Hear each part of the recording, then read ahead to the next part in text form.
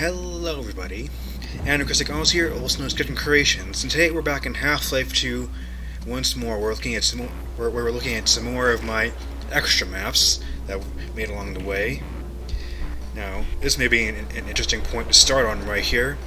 Some of you may remember, back in my Portal 2 days on the Portal 2 workshop, I made SP Neon TARDIS, my own remake of the 11th Doctor's TARDIS, as seen as Doctor Who.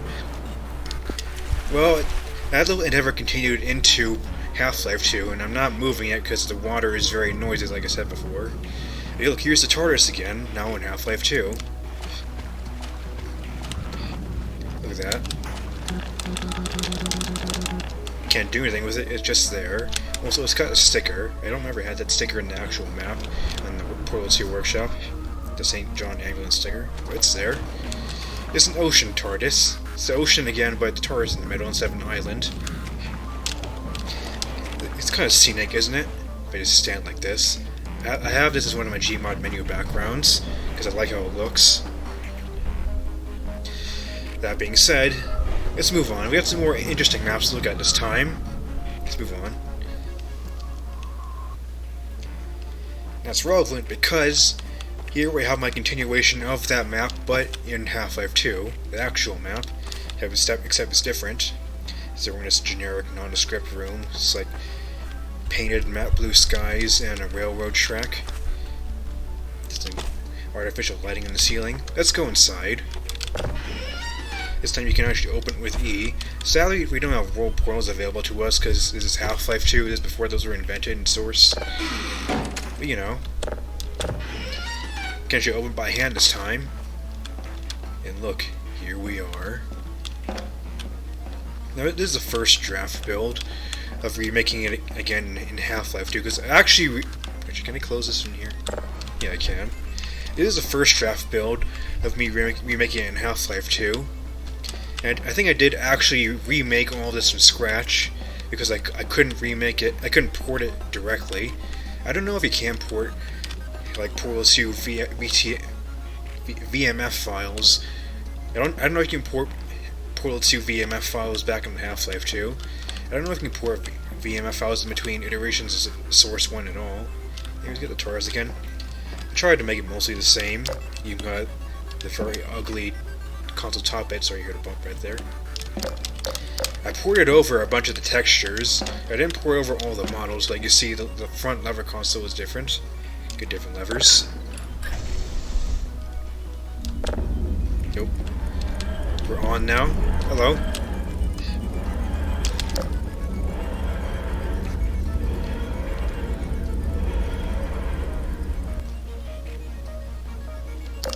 And the background ambient hum starts up. Yeah. I'll say it's a little glitchy. It starts off. Okay, there we go. Now it's started. So yeah, it's TARDIS again, but now it's in Half-Life 2. Got these different levers here. Chink. Look at that. A lot brighter. This console is a little bit different. Oh, I didn't. You always hit these buttons on accident. Which button was that? There we go, it's that one. Got this one. This is not interactable, like it was before. Got the screen, the big red button. I ported that over. I don't want to hit that button. You. Why is this console so finicky? No. No. Which one was it? No, that's the Capaldi theme. Which one was it? There we go. It's so finicky. I've watched like all the videos people played of the Portal 2 workshop version of this map.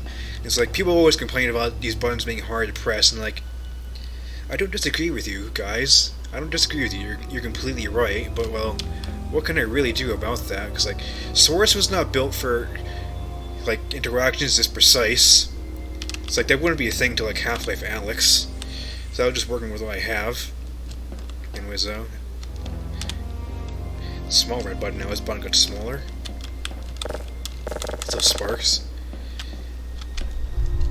You know, so what have I said already? I remade it from scratch again. So it's not entirely the same.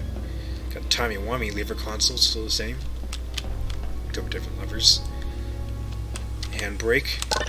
No. I can't pull that in this version. You got the telepathic circuit. It's looking a little bit sloppier. Got this screen, which is kind of broken. That's not actually like that. That's a brush glitch. Speaking of glitching, the music is stuttering again. Yeah, just ignore the background ambient. This is not actually like this in Hammer. It's a brush glitch because Hammer doesn't like its brush. Anyways, it's just a TARDIS. So look, the arrow buttons have been replaced are just regular buttons. They don't do anything.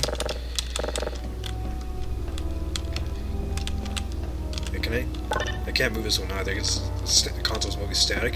It's a proof of concept of me making this again. Hello. Non-visible sprites. Proof of concept of me remaking this again, but in the Half-Life 2 engine. It's mostly the same otherwise. You know, maybe not a little bit sloppier. It's a first draft build. Let's see.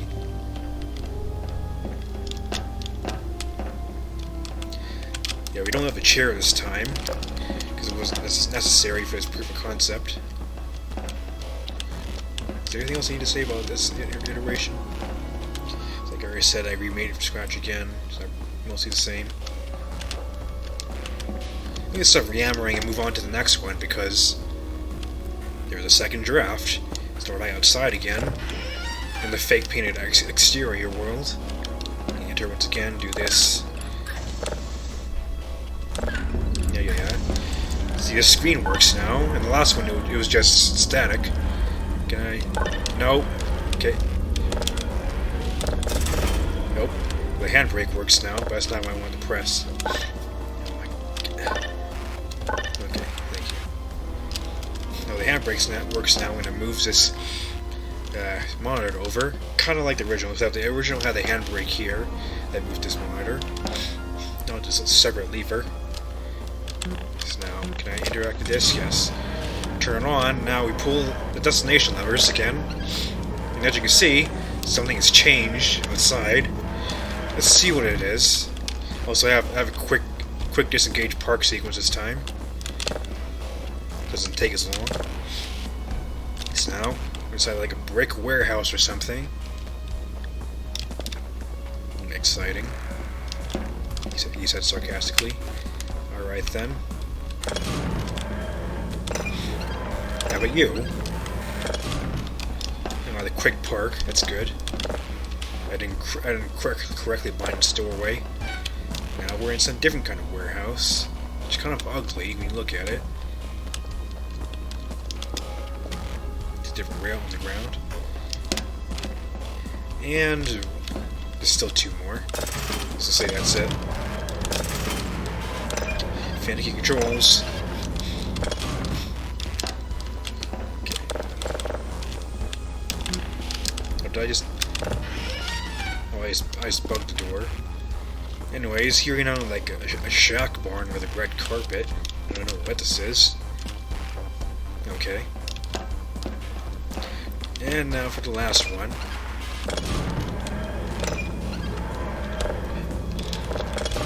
Okay.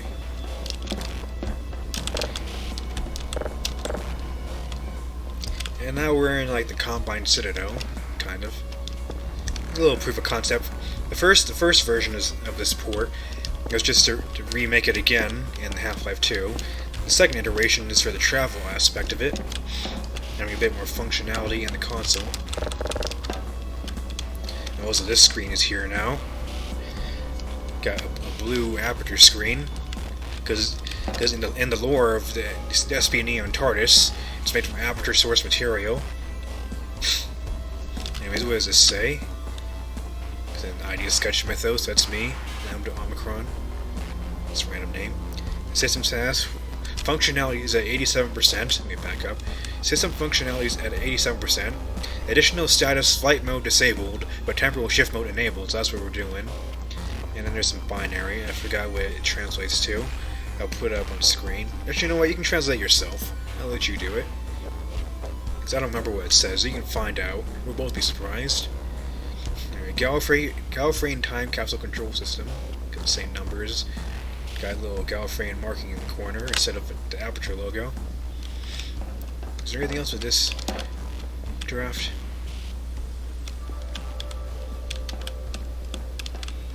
No, I think that's it. So just head back home. Fun little draft test. So now we'll head out again. And head into the third draft, which is not entirely complete. It is my attempt at polishing up the previous draft. She is a little more polished. See, the ground's not completely a flat texture anymore. The rails are separate. There's this little platform here. I don't remember what I was doing. Like, the only thing I remember looking at this is that I was listening to a lyrical cover of "Don't Forget," well, an alternative lyrical cover of "Don't Forget" from Deltarune. I think it was like the Rec D cover, where there was more lyrics.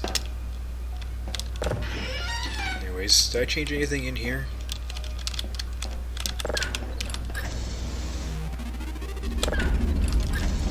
Is there anything different here? This monitor started in this position. Oh. Oh, okay, apparently this is in this position. Okay. It's still the same. No. Is anything else actually different?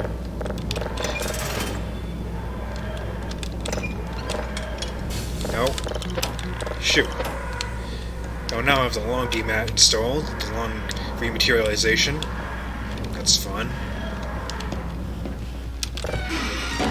Oh, jeez. Sounds bugging out. Okay, now I think this third draft is very incomplete. You know, it's a thing. There might be a fourth draft coming in the future. I don't know. However, I don't think I'll finish this and port it to the Gary's Mod Workshop. I don't think I'll finish it and port it to the Half-Life. I don't think I will finish this and put it on the Gary's Mod Workshop, because you already have the actual TARDIS add-on, and people have finished Dr. Matt's TARDIS rewrite for him in the time since I originally made SPD on TARDIS for Pool 2. People have already finished that, so there's no point in me porting this so people can use it in Gary's Mod. This is what it is. Now, these three drafts of this map ported into Half-Life 2 are quite old.